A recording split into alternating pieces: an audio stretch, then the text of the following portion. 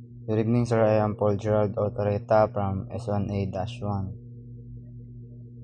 So, the self and culture ang akong napili ng topic, sir, kay kanang magsugod ta diri sa who we are. Unsa jud atong dapat buhaton para sa atong sarili, or unsay buhaton para maayo ang pagtanaw sa mga tao sa ato.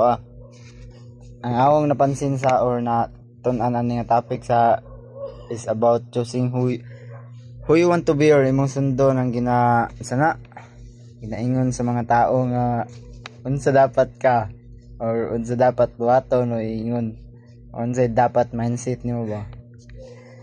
Ang atong ginatuuhan or culture diri sa Pilipinas kay ang honesty toxic para lang sa kuha ha, or my opinion, honesty gani.